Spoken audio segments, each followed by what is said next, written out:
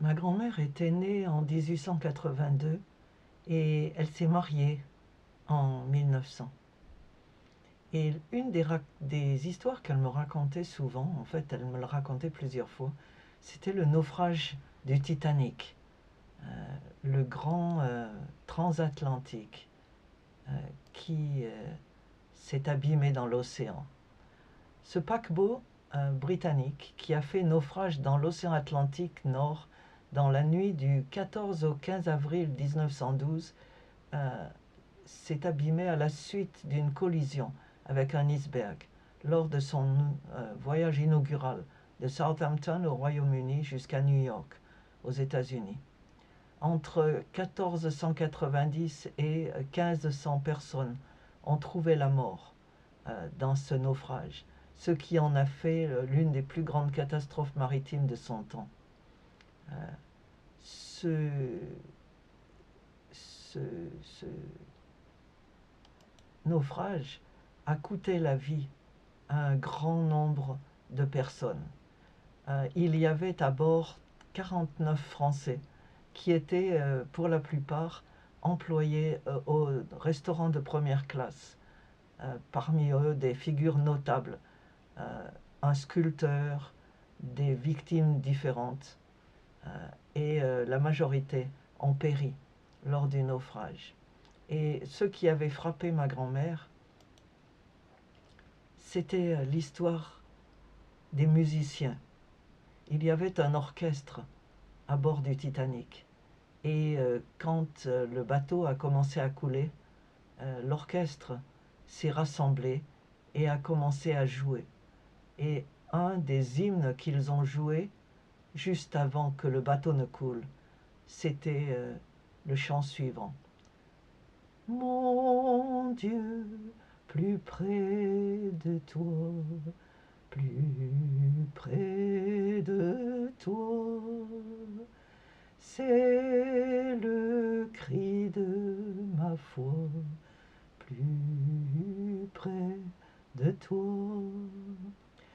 Dans le jour où l'épreuve déborde comme un fleuve, garde-moi près de toi, plus près de toi,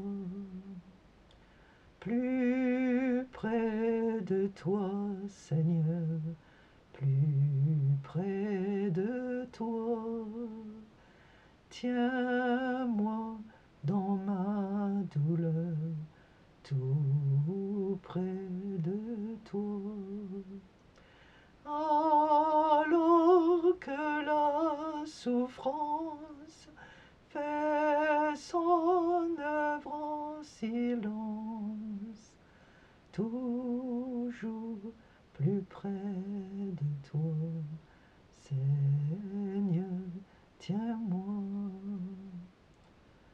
Plus près de toi, toujours plus près de toi.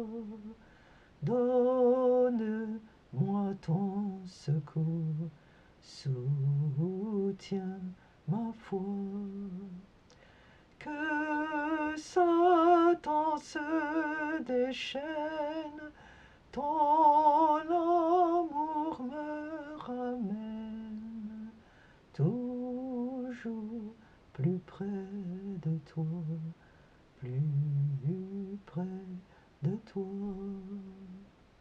Mon Dieu, plus près de toi, dans ton chemin. Garde-moi près de toi, tenant ta main.